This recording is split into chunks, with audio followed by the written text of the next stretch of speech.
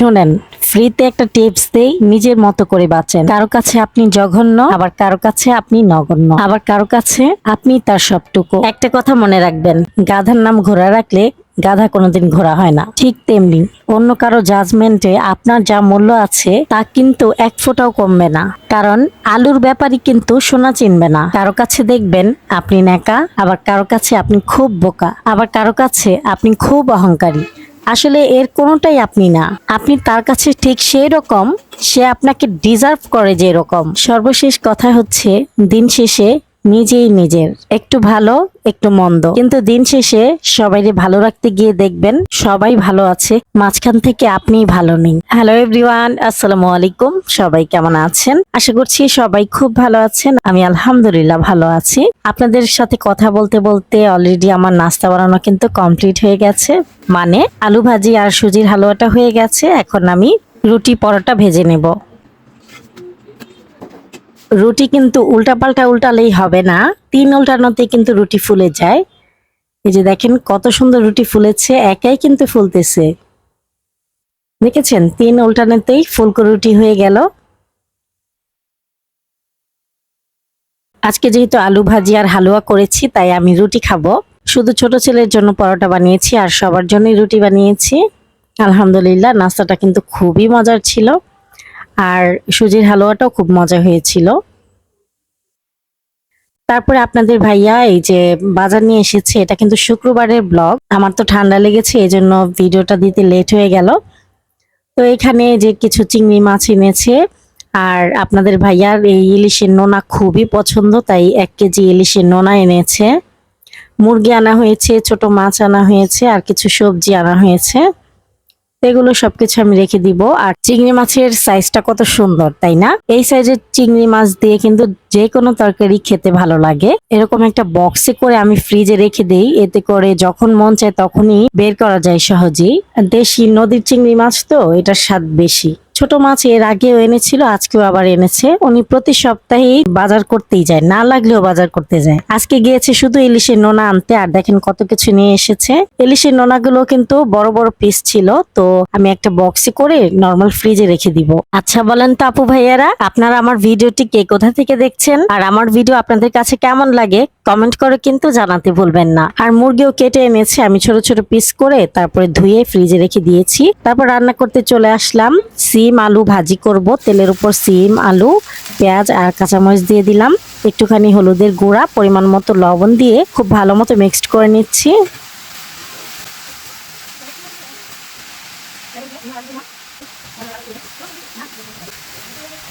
তারপর ঢেকে রাখবো সেদ্ধ হওয়ার জন্য। ভাজিটা কিন্তু হয়ে গেছে, মাঝে আমি একবার নেড়ে দিয়েছিলাম। এখন ধনিয়া পাতা কুচি দিয়ে দিলাম।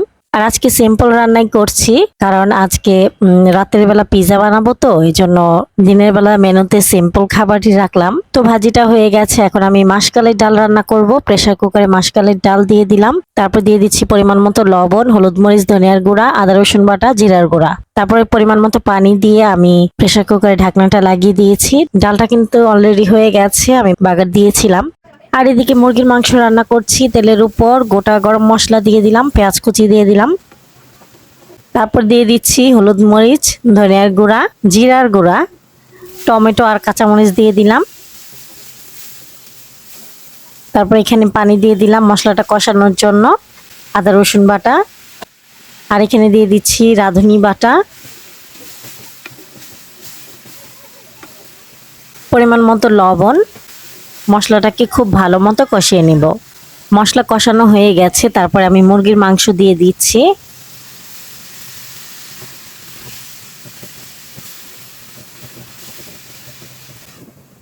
মাংসটাকে আমি মশলার সাথে খুব ভালো মতো কষিয়ে নিয়েছি। এখন আমি ঝোলের জন্য পানি দিব। মাংসটাকে তো আমি ভুনা করব, সেই অনুযায়ী পানি দিয়ে দিচ্ছি। এই তো মাংসটা কিন্তু রান্না হয়ে গেছে। আমি সবশেষে গরম মশলার গুঁড়া দিয়ে দিলাম।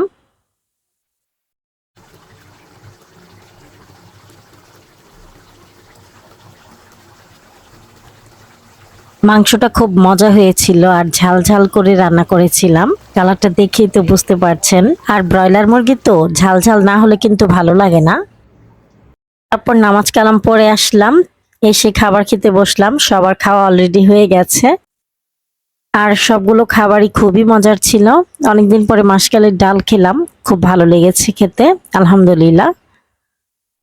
বিকেলবেলা আপনাদের ভাইয়া আমাদেরকে ঘুরতে নিয়ে যাবে কোথায় যেন, তাই সবাই মিলে বের হয়ে গিয়েছি। একসাথে যাবেন?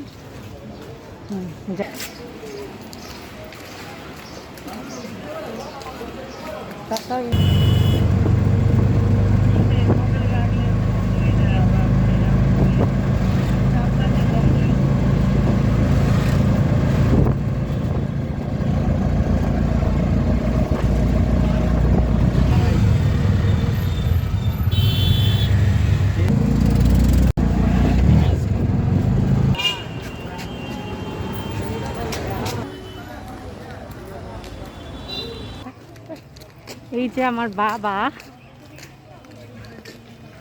বাবা মাশাআল্লাহ বড় হয়ে যাচ্ছে। তাকাও, একটু সুন্দর করে তাকাও।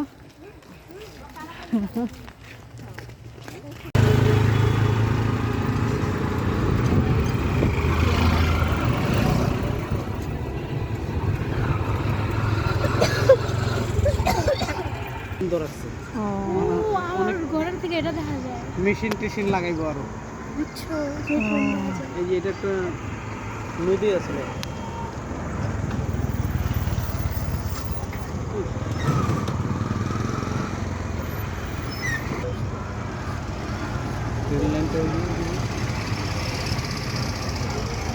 আমরা একটা জায়গায় ঘুরতে এসেছিলাম, তো ঘুরতে ঘুরতে এখন সন্ধ্যা হয়ে গেছে। তারপর একটা ফুচকার দোকানে আমরা বসলাম, ফুচকা অর্ডার করেছি আর আপনাদের ভাইয়ার জন্য চটপটি। তো ওয়েট করতেছিলাম। ফাইনালি সবাইকে ফুচকা দিয়েছে। এখানকার ফুচকাটা মোটামুটি ছিল, তবে ফুচকাটা অনেক মুচমুচে ছিল।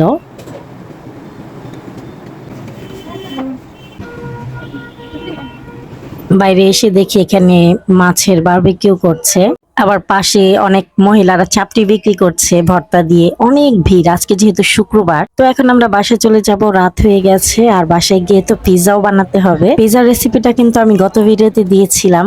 ভিডিওটি ভালো লাগলে প্লিজ একটি লাইক দিবেন। ভিডিও সংক্রান্ত কোনো মতামত থাকলে কমেন্টের মাধ্যমে জানাতে পারেন। আজকের মতো ভিডিওটি এ পর্যন্তই। আল্লাহ হাফেজ, আসসালামু আলাইকুম। আমাকে সাপোর্ট করার জন্য আমার ভিডিওটি চাইলে একটা শেয়ার দিতে পারেন।